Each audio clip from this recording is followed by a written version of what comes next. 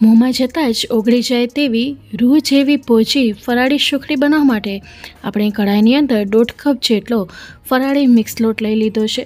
જો મિક્સ લોટ ન મળે તો તમે સિંગોડાનો લોટ અથવા તો ફક્ત રાજગરાના લોટમાંથી પણ બનાવી શકો છો।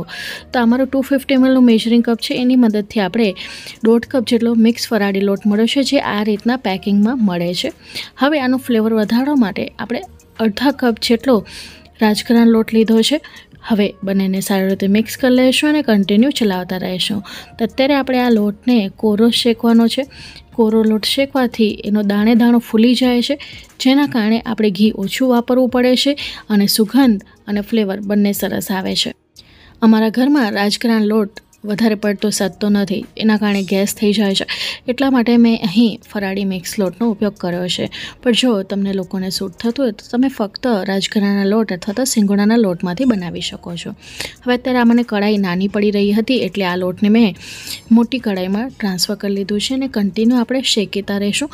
તો લગભગ 10-1 મિનિટનો સમય લાગશે આપણે આને શેકતા। તો ગેસને એકદમ સ્લો ફ્લેમ ઉપર આપણે કન્ટિન્યુ આને ચલાવતા રહીશું અને મૂકવાનું નથી। જો મૂકી દેશો તો તળિયે લાગી જશે અને ડાર્ક કલરનું થઈ જશે ને કડવો ટેસ્ટ કરશે, એટલે કન્ટિન્યુ આપણે આને ચલાવતા રહીશું। તો અત્યારે તમે લોટનો કલર જોઈ શકો છો। હવે આ લોટને શેકતા મને 10 મિનિટનો સમય થઈ ગયો છે, તમે જોઈ શકો છો સહેજે કેવો કલર આનો ચેન્જ થયો છે। તો હવે આ સમયે આપણે આની અંદર 1 ટેબલસ્પૂન જેટલું ઘી નાખીશું। તો અત્યારે વિઘાર્યા વગરનું એટલે કે મેલ્ટ કર્યા વગરનું આપણે ઘી નાખવાનું છે। તો 1 ટેબલસ્પૂન ભરીને નાખ્યું છે અને ફરી પાછું ઘીને લોટમાં સારી રીતે મિક્સ કરી લઈશું, જેથી લોટના દાણા દાણા ઉપર ઘી લાગી જાય। હવે ઘીમાં જ્યારે તમે લોટને શેકશો ને ત્યારે ખૂબ જ સરસ એની ફ્લેવર એન્હાન્સ થઈને આવે છે। આ સમયે તમને લોટમાં ગાંઠાઓ દેખાઈ રહ્યા છે, પણ જેમ જેમ આ લોટ ઘીમાં શેકાશે તેમ તેમ આ ગાંઠાઓ ભાંગી જશે। હવે આ લોટને આપણે સ્લો ફ્લેમ ઉપર બીજી 5 મિનિટ સુધી શેકી લીધો છે। અહીં તમે જોઈ શકો છો કે હવે આનો કલર બદલાઈ ગયો છે। તો આ સમયે આપણે આની અંદર 3/4 કપ એટલે કે પોણા કપ જેટલી મલાઈ નાખીશું। તો 2 કપ જેટલો લોટ હતો તેની સામે આપણે પોણા કપ જેટલી મલાઈ લીધી છે। તો આ મલાઈ ઘરની મલાઈ છે, જે 2 દિવસ જૂની હોય એવી તમે વાપરી શકો છો। વધારે જૂની મલાઈનો ઉપયોગ ના કરીશો, નહીંતર પાછળથી એનામાં સ્મેલ આવે છે। આ સુખડી છે ઘરમાં વડીલો રહેતા હશે એ પણ આરામથી ખાઈ શકે એટલી પોચી તૈયાર થાય છે અને ફક્ત 2 ચમચી ઘીમાં જ આપણી આ સુખડી તમે જોશો આગળ જતાં કે રૂ જેવી પોચી તૈયાર થશે। હવે કન્ટિન્યુ ચલાવતા રહેશો અને ફરી પાછું આને 5 મિનિટ સુધી શેકીશું। આ મલાઈ મેં ફ્રીઝરમાં રાખી હતી એટલે બરફ જેવી જામેલી છે, તો એ જ્યાં સુધી પીગળી ન જાય ત્યાં સુધી આપણે કન્ટિન્યુ ચલાવતા રહીશું। તો તમે જ્યારે પણ ફરાળી સુખડી બનાવો તો મલાઈને 1-2 કલાક પહેલાં જ બહાર રાખી દેશો, તે રૂમ ટેમ્પરેચર પર આવી જશે અને આરામથી મિક્સ થઈ જશે। હવે આ સુખડીનો ફ્લેવર વધારવા માટે મેં અત્યારે 1.5 ટેબલસ્પૂન જેટલી કાચી વરિયાળી નાખી છે। જો તમે વ્રત કે ફરાળમાં વરિયાળી ન ખાતા હો તો આને સ્કીપ કરી શકો છો, અમે ખાઈએ છીએ એટલે મેં નાખી છે, કારણ કે આની જે ફ્લેવર છે, સુગંધ છે, એ સુખડીમાં ખૂબ જ સરસ લાગે છે। ફરી પાછું કન્ટિન્યુ ચલાવતા રહીશું। આ વરિયાળી અત્યારે આપણે કન્ટિન્યુ શેકી રહ્યા છીએ, તો વરિયાળી જેમ જેમ શેકાશે તો એની સુગંધ પણ ખૂબ જ સારી આવે છે। તો વરિયાળી નાખ્યા બાદ આપણે લગભગ એને 1.5 થી 2 મિનિટ સુધી શેકીશું, જેથી મલાઈના ગાંઠા પણ છૂટા પડી જાય અને વરિયાળી પણ સારી રીતે શેકાઈ જાય। તો કન્ટિન્યુ ચલાવતા રહેવાનું છે, જેથી તળિયે ચોટે નહીં અને બળી ન જાય।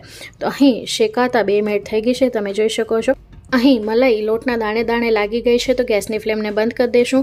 મિક્સર જારનું વચ્ચેનું જાર લીધું છે, એમાં થોડુંક મિશ્રણ નાખીશું અને એને આપણે ફેરવી લઈશું। જો તમે ગરમ ન ફેરવી શકતા હો તો આ મિશ્રણ થોડુંક ઠંડુ પાડીને પછી આવી રીતે પીસી લેવાનું। તો ખાલી મિક્સરને ઓન ઓફ કરશો ને ત્યાં જ તમારો લોટ સારી રીતે પીસાઈ જશે। પછી આવી રીતે સ્ટ્રેનરની મદદથી આપણે એને ચાળી લેશું। તો છેલ્લે જે વરિયાળી વધશે ને એને આપણે જવા નથી દે અને એને ફરી પાછું આપણે લોટમાં નાખી દઈશું અને જોઈ શકો છો કેટલું સરસ આપણે લોટ તૈયાર મળ્યો છે। હવે ફરી પાછું આપણે આ લોટને શેકીશું, એટલે કે ગરમ કરીશું, શેકવાનું નથી। થોડોક લોટ ગરમ થઈ જાય એટલે આપણે આની અંદર ગોળ નાખીશું, કારણ કે અત્યારે આપણે ગોળનો પાયો કરવાનો નથી, ગોળ સીધો આપણે આની અંદર ઉમેરીશું। તો અહીં લોટ સારો એવો ગરમ થઈ ગયો છે। તો હવે ઝીણો સમારેલો ગોળ મેં 1/2 કપ જેટલો લીધો છે।